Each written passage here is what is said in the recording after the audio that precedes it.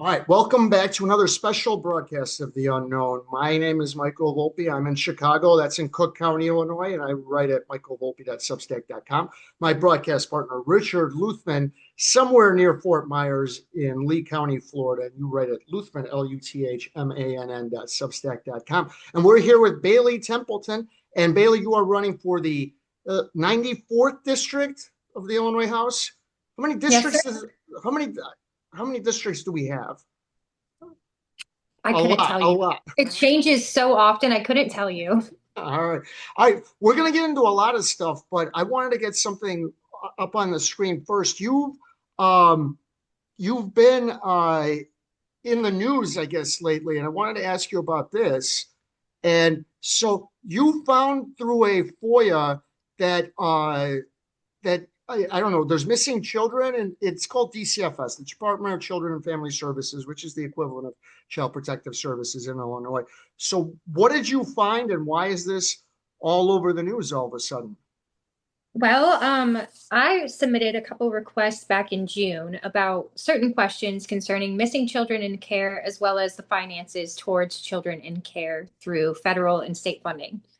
Mhm. And we're going to be releasing more and more of those as we go, but specifically on the missing child FOIA, we had a trend of like one to two, maybe three children missing between 2017 until 2023. In 2023, according to the FOIAs that I received from DCFS FOIA officer himself, 16 kids went missing. 16 kids in 12 months, not as unheard of as 2024, where there was 166 children reported missing. So, it went from approximately three a year to 166. Yeah, I would say, well, I've got the documents right here. From 2017 to 2018, one child was missing. From Mhm. 2019 to 2023 children. 2021 had seven children. 2022 went back down to two. So I don't know if we located some children or if two additionally went missing that year. We haven't gotten any further responses to elaborate. 2023 was the 16, and 2024, 166 children went missing. Okay. So, I think I'm getting it right. So, basically, Right. from a handful, and this is the FOIA that you got back? Yeah. Okay. All right. So I think I've got it right. So from a handful of children missing to 166, but I think if I've been following the news stories, they can't explain where they are or why that number ballooned so astronomically. Am I right?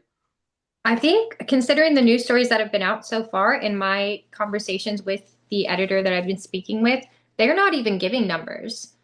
In fact, they've told him that the numbers that I received weren't even accurate. I asked for these numbers Wait, back in June. who did you receive the Right. numbers from? DCFS FOIA officer. I've So got the they're paper saying trail of everything. Right. our own FOIA officer gave you bad numbers. Is that what they're trying to say? I think so, and I've asked for further numbers, and also other news sources have asked for the numbers as well, and they're not receiving anything. In fact, they were told that they hadn't corresponded with me. I have Okay. proof of everything, and so it seems that they're just either going to cook the books or Mhm. something very nefarious is happening within the system because they All are right. not releasing the numbers to the press that they gave me. Okay. And DCFS has had a lot of problems. I can't remember the boy who died, but it was 4 or 5 years ago. I think Adam was his first name. He died. They've got news stories where kids are sleeping in their offices because they're overrun. They many of their heads have resigned. They've got Right. all kinds of problems at different times following court orders. There's a lot of problems with DCFS, and we want to talk about all of that. But before we do, the 94th district, for people who don't know, and I'm sure that's most people, where is that? What people do you want to represent? Oh, well, we're in a very gerrymandered district, so we have all or part of multiple different counties, and I'll just list them off. If you know anybody in those areas, send them my way. I would love to meet them and get to know them and see what I can do to help them as well. We've got Adams County, Fulton County, Hancock, Henderson, Knox, Mason, Mercer, Madonna, Peoria, Rock Island, Schuyler, Tazewell, and Henry. as well as Warren. So we've got quite a very long list of counties that I'd love to represent, just as not a politician, as a parent who's very concerned, as a researcher, as a homeschooling mom, who can promise you that I can get down to the bottom of any situation just by asking the right questions. And I've been proving that. I'm receiving information they won't even give to the press. Okay, and So if you guys allowed me to represent you, I would do it very humbly. all right, I Holy think, cow, that is a gerrymandered district. right, and I It's think you Whoa, can really see, bad. yeah, it holy looks like, what is cow. that? That's like an L kind of, okay. It's really I, bad. It's a 4 hour drive from top to bottom. all right, and I'm obviously not the only district that's gerrymandered. Now, you can say a lot.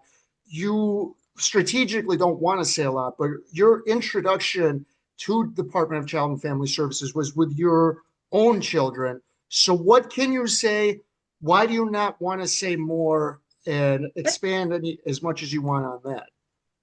All I can say is that in 2024, my child was diagnosed with cancer, and I wanted a second opinion, and we were denied the right to a second opinion.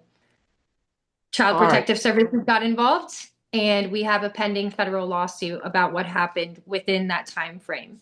All right. In the federal lawsuit, you can speak, but you believe that if you do, it could hurt your federal lawsuit. Right, Uh, right. and DCFS, is it? Why are you running? Is the way? Specifically, Yeah. Go ahead. Specifically, the reason that I've decided to run for office is I've made a couple trips to Washington, D.C. I've spoke with congressmen up there, as well as members of the DOJ Civil Rights Department, specifically on children in foster care being institutionalized and held in hospitals for longer periods than they were supposed to. Right now, there's a federal lawsuit that was submitted in 2023 about that happening here in Illinois. So I had a lot I could speak on about that with things that I'd read. I asked our own representatives in my area for help when things were happening to my family that were completely unconstitutional, abhorrent, and things beyond your wildest dreams happened to my family. And we made it through that. And I asked for help where we should have, and we didn't receive the help. Specifically, our representative currently sitting right now, Noreen Hammond. I And had worked that's closely her. with her office manager. Right. Mhm. I'd worked very closely with her office manager, updating them throughout the entire situation. Nothing was ever done, and I never got to personally speak with Noreen. With the weight of the situation that happened in my family, if I was in her position, I would have shown up for that family and asked questions. I would have done anything in my power or even submitted bills to make sure it couldn't happen again. But on the contrary, she's been co-sponsoring bills that will enable it to happen again by granting Illinois DCFS immunity with HB 3138. We can't be Okay. having that. So at this point, I feel very forced to stand up to do what I need to do to Mhm. prevent this from happening again in my district. Okay. And I'm going to get the bill up. All right, Rich. I'm sure you've got a few questions, but this is HB House Bill 3138. And as you can see, you're right. It gives them immunity from lawsuit. I I don't know how strong the immunity is, but obviously stronger than it is now. Um, and probably would at least make it more difficult, if not impossible, for you to sue. Am I right? Not specifically just me, but there's already 2 federal lawsuits sitting in the docket right now. One Mhm. of them just started pretrial conference, and this was of a hospital in Illinois, OSF Peoria, falsifying medical documents and altering medical documents to have a family of 3 boys removed from their family by DCFS for a year. Okay. This, if they are doing such egregious things like what they've done to my family, that family, and others that I've heard from, there's no way this agency needs immunity. That is dangerous. That is something we all should be absolutely upset about. This is bipartisan. These are our children. No Okay. agency should have that type of immunity when it comes to our children's lives and our well-being. Rich, you have a few questions? Has it been ruled out by DCFS that the disappearance of these children is related to child sex trafficking? They won't speak on anything about it. So they won't give answers specifically about child sex trafficking, and no one, including Representative Hammond, has been asking for answers about this large number of children that has disappeared in the system, and concerns about child sex trafficking. I don't think anybody has raised that concern. The only definitions they give me are unknown whereabouts and abducted and no contact. So we do have 22 children who were abducted last year in foster care, in Illinois care, 22 confirmed.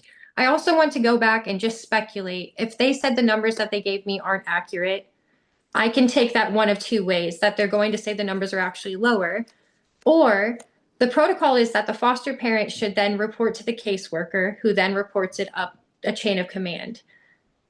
Bringing up child sex trafficking, if these foster parents, who we've proven multiple times through Illinois stories alone that some foster parents are malicious and evil, I'm not saying that all of them are. I believe that there's amazing foster homes out there. But I myself was a foster child, and I was in one good home. One. So I know the weight of the system, but if these foster parents are not reporting these children as missing, the numbers are very skewed. There's a lot into this that you just can't, nobody's asking these questions. This is just heinous. The numbers are just heinous in my Absolutely.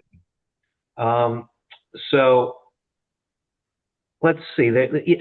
So stay on this DCFS issue because I think it's the most important thing right now. The Auditor General found that there were widespread documentation gaps on the missing youth notifications.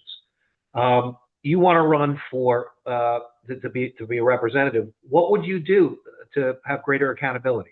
What are the steps that you would take? What would you put into the law as opposed to giving immunity to bad actors? What would you do to be able to detect the bad actors? Absolutely. Demanding third-party audits, maybe some job shadowing opportunities where people need to go in and watch how it's been released that interns are doing these investigations, taking children from homes when they're not even properly trained to do so. There needs to be so much oversight. These are our children. And also, one thing I've tried to do at a federal level is to change the definition of neglect. If we change the amount of children who are getting pulled into this system due to reasons like poverty or medical decision disagreements, or, you know, an upset ex that calls on you to the CPS. This is something that's very common when you talk to people. This is things that happen all the time, intentional false reporting and things like that. If we work on lowering the number of children that get removed, redirecting those funds to actually helping the child. At this moment, there is no incentive for family reunification, but there is a lot of financial incentive to adopt children to new homes. So what we would do, or what my idea would be, to go in there and kind of force them to change their policies with some laws, maybe reallocation of funds, to make sure that we work on family preservation more than we work on family separation. Okay, and what does your first bill, if you're elected, to protect the kids in care, what does it look like? And do you have any idea what the price tag would be? I don't think it would be a price tag unless hands are in the wrong pockets, to be honest with you. Texas is working on a bill right now, and it's the childhood cancer bill. Basically, it states that the Department of Children and Family Services cannot get involved with a child's cancer care. That is up to the parent and the child. It is not up to a state agency to intervene in situations like that. I would like to adopt something like that here, or tackling the redefinition of neglect. We take out poverty. We take out medical decisions. We go after the real neglect on children. If the child doesn't have heat or food or what it needs in the home, we have paid more than enough money to redirect those funds to make sure they have what they need. That doesn't mean the parent doesn't love them. That means that we have a broken system and a broken economy that we need to fix. Yeah. Okay. Talk to me a little bit about education. I know that unions are very strong in Illinois, and you homeschool, and that's not something that the unions like. Do you expect to have backlash with your candidacy?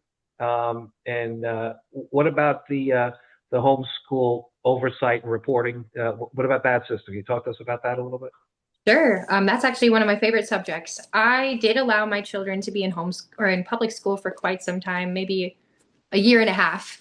But to me, I felt this pull from my child that I felt in my heart that we're supposed to be with our kids during that time. Plus, Illinois has kind of this warped interpretation of what the teachers should be teaching the children and what the parents should be teaching the children. So I pulled my kids out and I started homeschooling them with a faith-based curriculum. Now, I don't expect everybody else to do that. I don't want to impose that on anybody else. That's my personal choice. And that's the way that I see any type of schooling. It is up to the parents of the child to decide how that child is schooled, including homeschool, including public school, and what is taught in those public schools. I think we're paying for that. Once again, anything that public funds are paying for, we have the say in it. And it shouldn't be a statewide mandate if certain districts don't want to participate in some of the mandates or policies that they've put out for the Department of Education.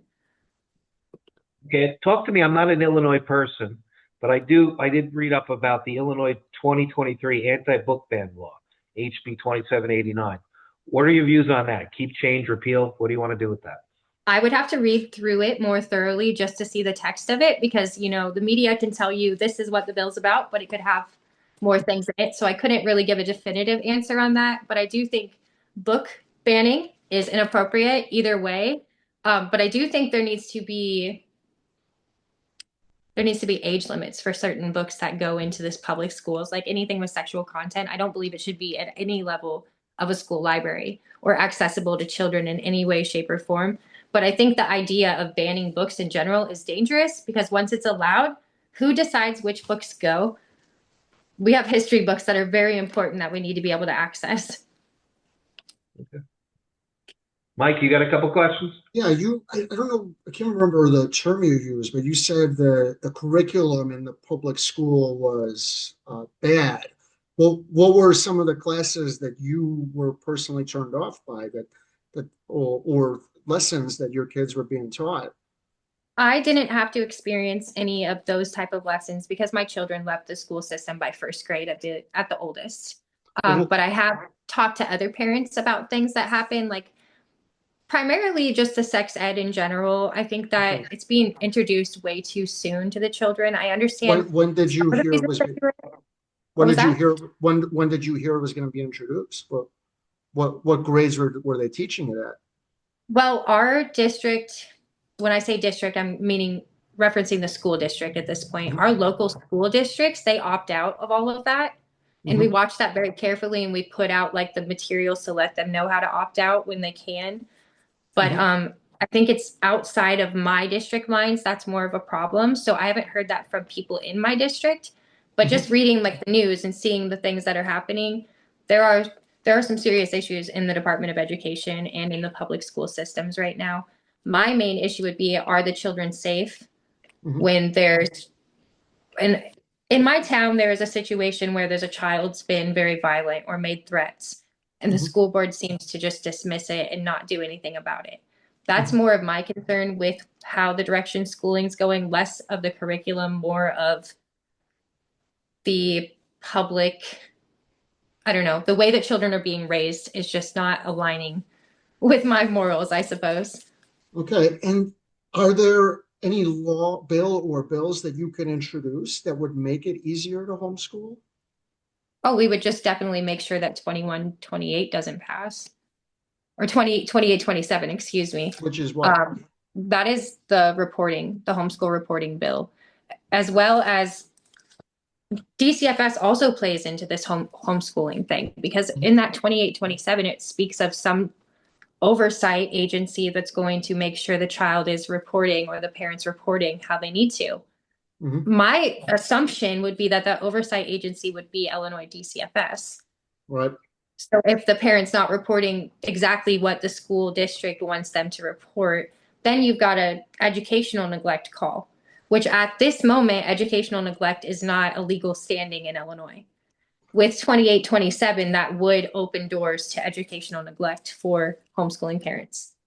So I've been in contact from time to time with the Texas Homeschooling Coalition. I think that's what they call themselves. And they believe that homeschooling parents get targeted, but I think it's CPS in Texas. Do you think social services especially targets homeschooling parents? I would say that I had that issue. I would say also that during my court proceedings, that it was a big issue for members of DCFS staff that my children were homeschooled in the aspect of, we can't follow them anymore. Okay.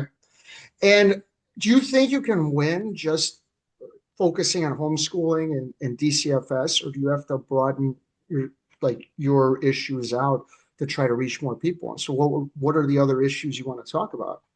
I think medical freedom is super important to me as well. I've been endorsed by Stand for Health Freedom, Mhm. based on my belief that everyone should have informed consent about every medical decision that they make. And nobody can make those decisions except for yourself or your parent if you're a minor. So I think making sure that we don't have a lot of overreach by the government or the medical field is super important to me as well. And the more I talk to people about Medicaid, that's a huge thing that I would like to work on reforming. There's so much immense fraud and waste going on within this system. I've pulled out Medicaid FOIAs as well for DCFS, and I'll tell you, $188 million was spent last year alone. On what? Just Quick on question, foster Mike. children. I have a question. Do you support childhood immunization requirements? Why or why not? Absolutely not. Absolutely not. In my opinion, that needs to be up to a parent, and it needs to be up to the parent and the doctor. We shouldn't have a requirement like that because there are children, whether it is rare adverse reactions, there are children with adverse reactions. And just because they want to participate in the public school system doesn't mean they need to be subjected to even that first vaccine that could cause them such a poor reaction that they're never the same child again. And that's being proven in study after study that things are happening with certain vaccines. There was no placebo. Stand for Health Freedom right now is suing the CDC over their childhood vaccines never being studied against a blind placebo. Okay. Let me challenge you. How about the issue? Oh, go ahead, Mike. All right, so let me challenge you on two things you said. So the other side would say if you're putting kids in public school, they have a duty to be vaccinated because if all these unvaccinated kids are going to be all together, you're going to spread all of this stuff. And a lot of these vaccines have been around for 100 years, 50 years, and the diseases that they treat have gone to near zero. And the other side, you're not really seeing an adverse reaction. So how do you respond to that? That if what you want goes into effect, you're going to put like 100 unvaccinated kids in the same area, and then all of a sudden now we're back to smallpox and a whole bunch of other things that we thought we had eradicated. Right.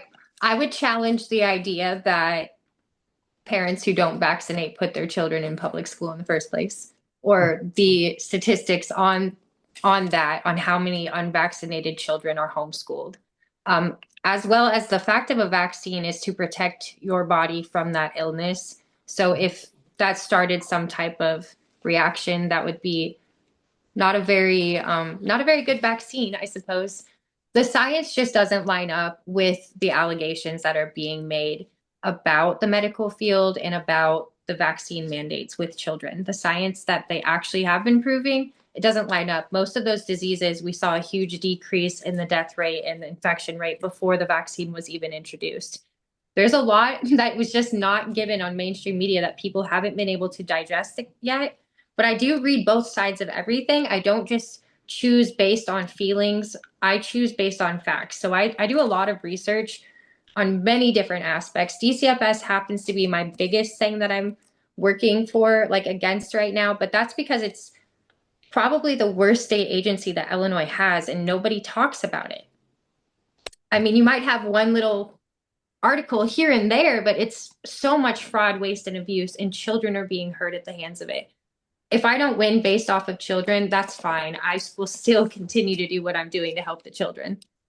So I have a question about your district. It's a rural district. Do you have a plan for stabilization of the rural hospitals and EMS care?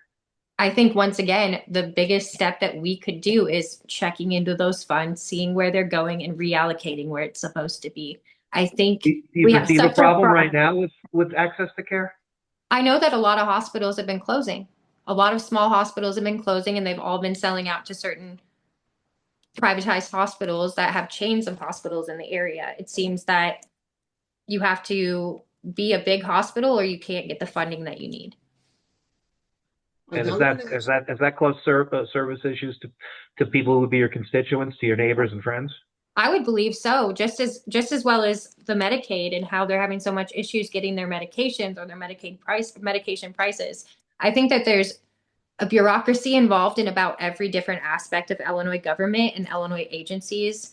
And I think that a huge audit is what we need to be demanding. Is we need to have a third party audit, maybe whether it's federal government comes in and looks at some of these numbers or whether we do it internally. We need an audit.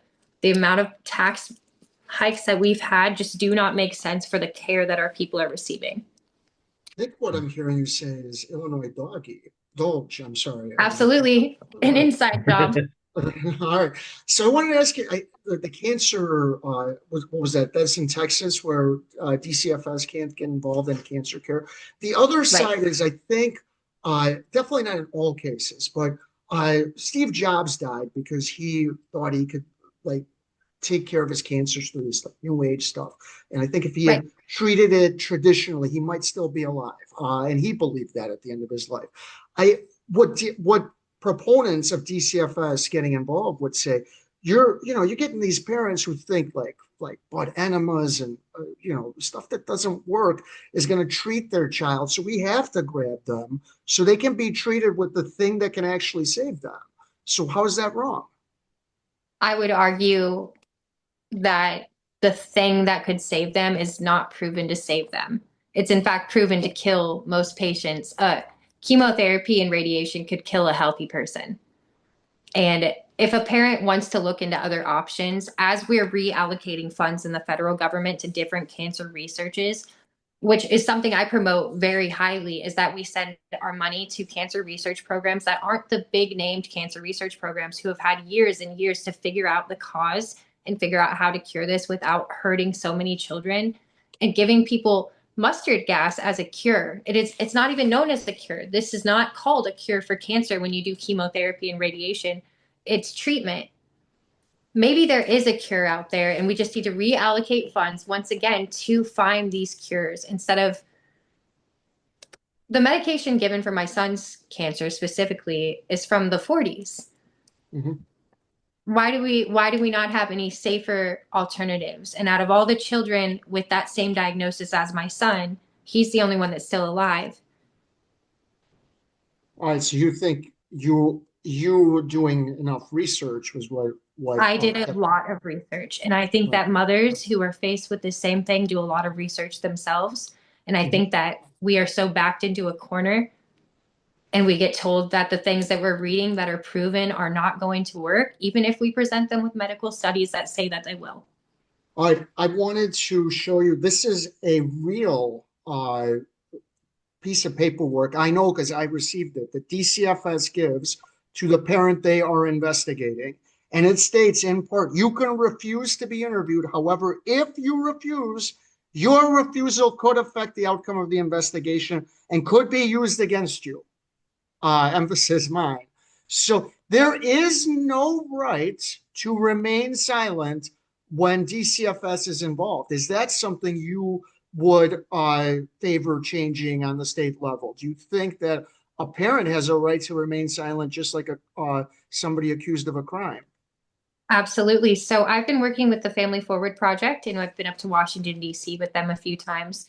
Connie Verguli, she has written a bill for advocates to be allowed in the courtroom, advocates to be allowed when you're interviewed by DCFS, or it's actually a federal bill. So that would be across all the states, but the states have to enact it, and it gives the power to the states to choose who those advocates will be. Like I said in the beginning, I feel like if we have some way to stop the removal before the removal happens, to either allocate funds to the family where they need it or have someone who explains to the parent who in that moment is traumatized. This system has most families afraid when they show up.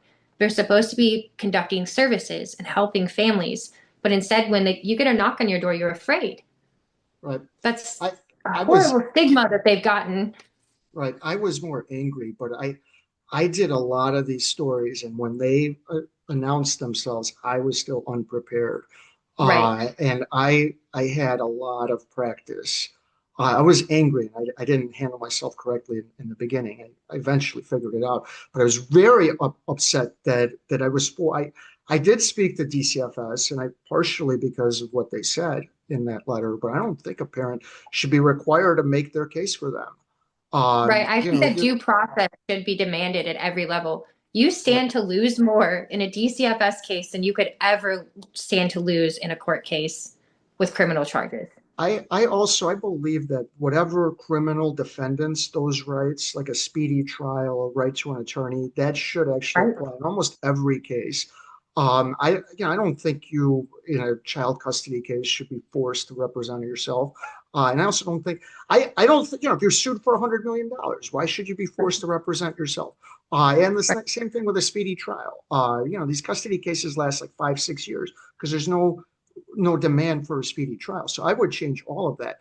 But personally, as far as DCFS is concerned, tell me what you think. I think it should just be eliminated.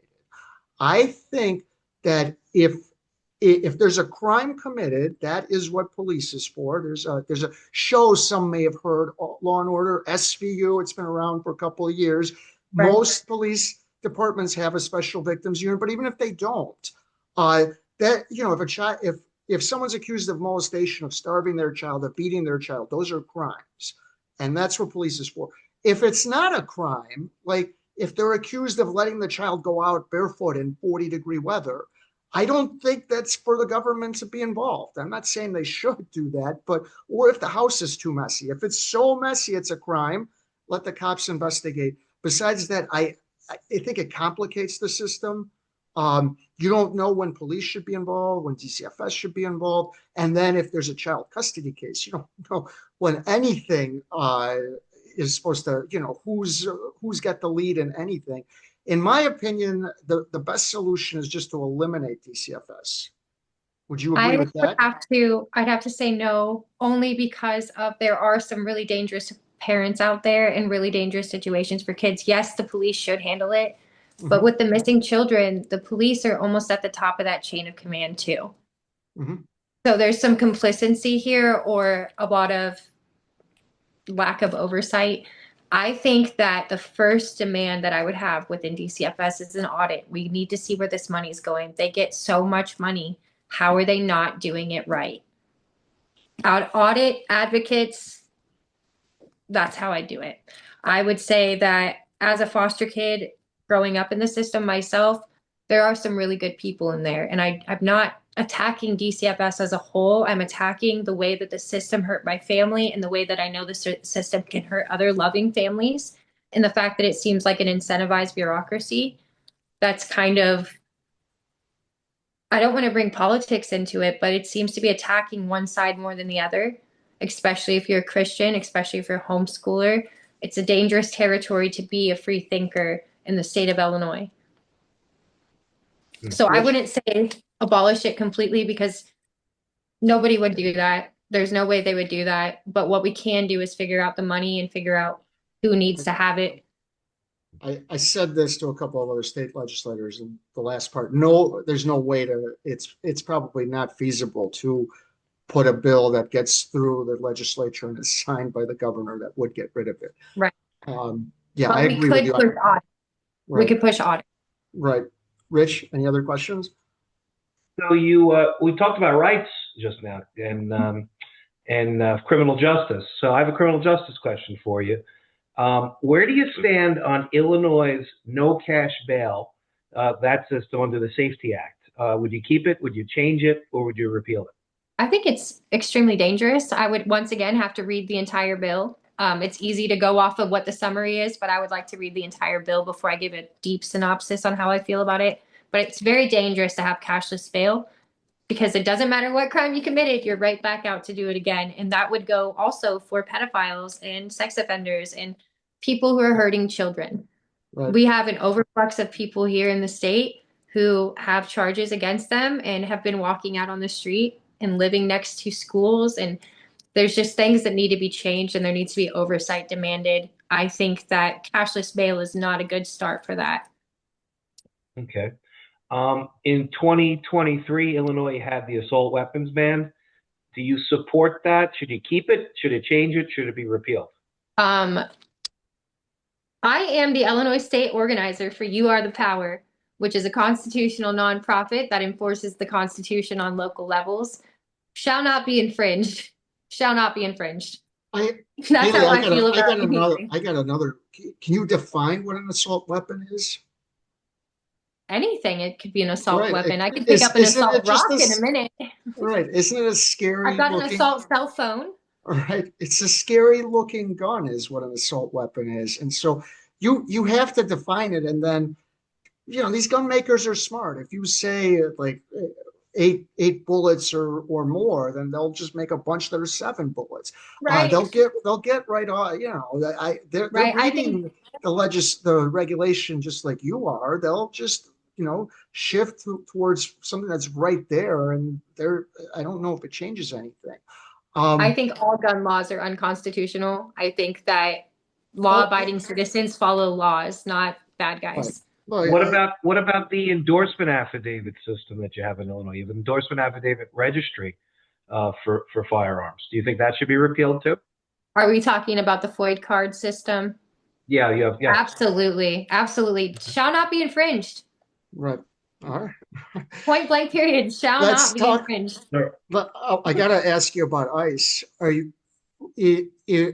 Do you support what they're doing? They're going into different neighborhoods. Is there any law you would try to pass to either help or hurt them? I can't condone the actions of each person in an agency. Like I said, there's good and there's bad people. So there may be some horrendous acts being carried out in the midst of ICE raids. There may be bad things happening. But what I do support is finding the pedophiles and child traffickers who came into our state and getting them out of our state. And I know that a lot of them came from the southern border. Right. So I think that it's a necessary way to take care of business. But I also think that the children who are being harmed or potentially not being put into a safe home, who also may be put into DCFS care at that point, I think that's dangerous. I think that there needs to be a lot of things looked at, but getting the pedophiles and the child traffickers off the streets doesn't bother me so much. Rich, any other questions? We talked a bunch about auditing and cutting state programs. Is there any state program you would expand, and why? Let me think more about that and get back to you, because I've just been a lot about the auditing and how I can fix it. I've never thought of You're my kind of fiscal conservative. You want to cut. You're not so much on expanding. Am I right? My last question, Governor Pritzker, you like him? You don't like him? If he's coming up in 2026, you'll be on the same ballot. Would you vote for him? Is there any way you would vote for him? Are you voting for him no matter what? Where are you at? Governor Pritzker is culpable for 166 missing kids from Illinois DCFS care, and he's silent. Pritzker should have been impeached a long time ago. He is not for the people. I 100% do not support JB Pritzker. Rich, any he's last a tyrant. questions? He's an evil tyrant, in my opinion. Do you favor the current Illinois state abortion protections, and what limits would you propose? I think that abortion is a really, really touchy topic for a lot of people. I think that people say only women should decide and the government shouldn't be involved. I think that it would be very specific reasonings why abortion should be allowed. And with those reasonings, I think that charges should be pressed in the case of rape. In the case of incest, there should be charges pressed with that allowed abortion, because that's hard for somebody to do, especially for a child who is made pregnant by an abuser. I don't believe that it's their duty to have to carry that. But I also believe that everything in those decisions are between that person and God, and that I do not stand for abortions full term. I do not stand for abortions after the date of you knowing that that child's a boy or girl or even a heartbeat. But I do believe that it is not the government's position to get involved in someone's decision making. I think every child deserves to be born, but I do understand when people say, well, what if this happens? What if this happens? I understand. I think that if there's going to be laws put in play, that there should be charges pressed for situations of rape. I think we can't just have that being a claim without somebody being in trouble for the crime that was committed. And a lot of abortions also, right now, if abortions are due to rape, if charges aren't pressed against that person, that gives them another opportunity to do it to somebody else, and more lives get affected. So that's a really touchy topic. I don't think that I would be introducing any bills per se myself on that topic. Voting on it would be a different thing. Okay. All right. All right. So Bailey, I got one last question, and then Rich has one last question. So both of us have followed in 2 states, and hopefully there'll be in more states. In Arizona, they call it the Ad Hoc Joint Legislative Committee on Family Court Orders. And in Idaho, I think they call it the Idaho Child Custody and Domestic Relations Task Force. And there's special committees formed of both the state house, the state senate, to examine family court. They hold anywhere from 6 to 10 hearings, and then in both states, I think they want to do something like a white paper. But the most important part is to actually propose legislation that's based on the evidence that they've seen. Is that something you'd favor in Illinois? Yeah, I think that would be a good start. I think that including members of the public who have been inflicted in a wrongful way by the system would be good for those type of task force. An outside look still doesn't give you the feeling of being a parent that goes through this system. So if we were to have some type of task force or overlook, I think that parents involved with the system should have some say in what's happened to or what does happen. So listening to your constituents, whether you're in the Senate or in the House of Representatives, when they come to you with issues about a state agency, help them or listen to them and find a way to put in bills to protect them. And if we can't do that, I think the only way we could do that is with a task force or an obligation where they have to. Rich, your last question? So in a state like Illinois, that's a Democrat supermajority state, where can you seek your wins? You want to do a bunch of stuff. What areas do you think are good areas for you? Our district is 80-20 Republican. So it's primarily Republican here in this district, but the way that I'm just going to help the district, I'm going to keep doing the job that I've been doing all along, which is looking into audits, questioning state agencies. I've been doing this for almost a year now, just asking questions to find out more and giving back to the community. So my manager and my kids and I are going to be at a soup dinner on Friday. We're going to be serving everyone in the community. And that's what I think truly is the job of a representative, is to represent the people. Now, but when you go to Springfield, you got to Right. do some work, right? And you're going to have to work with the Democrats on Right. the other side. Do you think family court is one of those areas that is a good area to try to get a broad bipartisan coalition? Yeah, I do.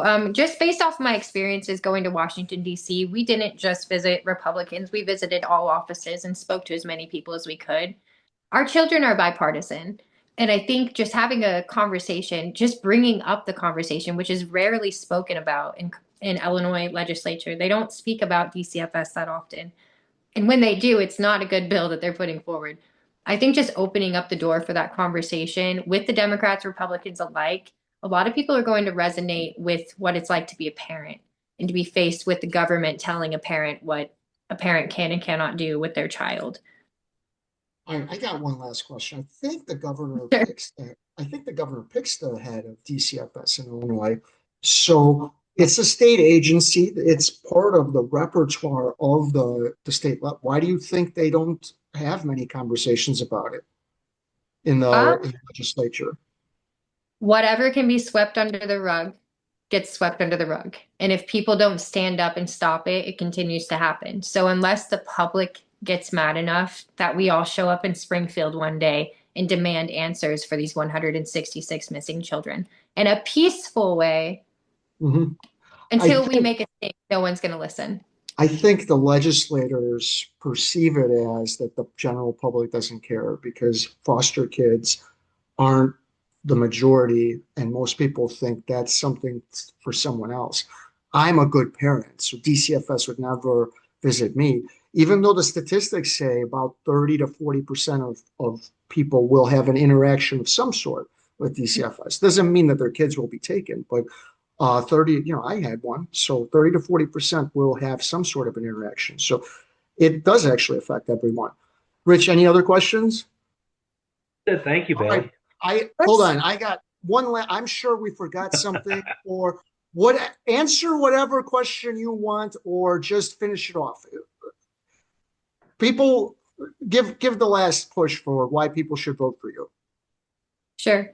Well, guys, the reason you should vote for me is because I'm a real person who cares, and I can't be bought. I can't be told what to do by big corporations or big pharma or anyone else who wants to tell me what to do, because I believe that people have the right to their government, not the government over the people.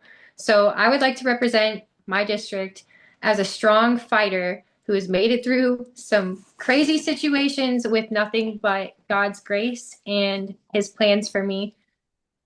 And if you guys would allow me to, I would love to serve and figure out what I can do to help this district and bring some money back to your pockets and bring those 166 kids home. There's one thing that even if I don't win this election, I just won't be able to sleep okay until we've found those kids, because they could be sitting every night wondering if anybody's even looking for them. And before I started asking questions, nobody was. So Right. sorry, I don't mean to get emotional, but that's it for me, guys. It's the kids. All We right, got to thank stop you. traumatizing our next generation. Thank you for being here.